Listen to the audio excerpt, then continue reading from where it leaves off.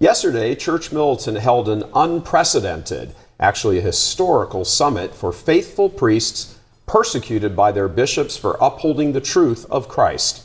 Church Militant's Paul Morano gathered some testimony from these holy priests oppressed for being faithful to Christ and their mission of saving souls in the midst of a conspiracy of silence that has plagued the church for decades. Make sure everything's just right. 9 priests are sharing their stories about being sidelined for upholding church teaching on faith and morals. They represent many others punished for their orthodoxy and fidelity to the church. The summit kicked off with a litany of questions on what could legitimately sideline a priest. Have any of you been unfaithful to your vows?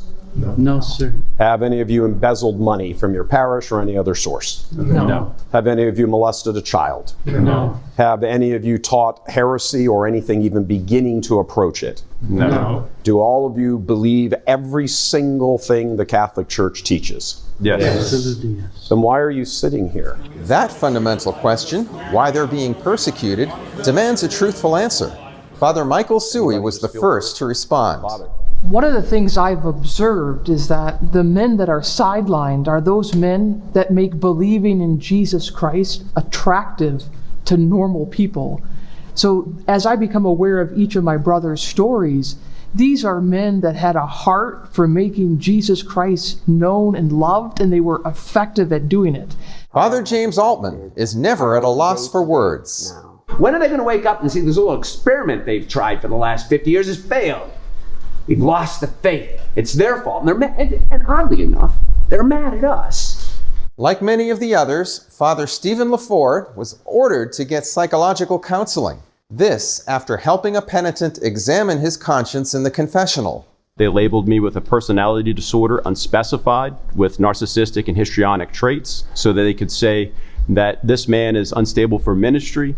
But even the John Vianney Center wanted me to go back into ministry. They said, we don't really a threat, to anybody. We can go back to ministry. But then the bishop says, you're not going to benefit the diocese.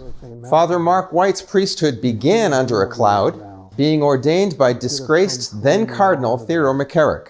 I think we all were shaken, I know I was, to learn that the shepherd who gave me holy orders should have been in jail that very day.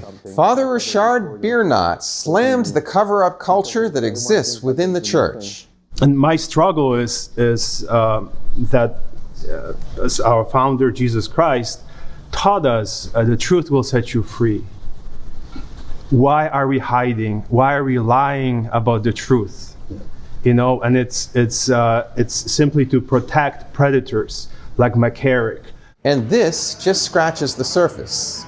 The priests also talked about the elephant in the room, the crisis of homosexuality in the clergy, as well as the scandal of silence that has surrounded it. Well, Paul, look, this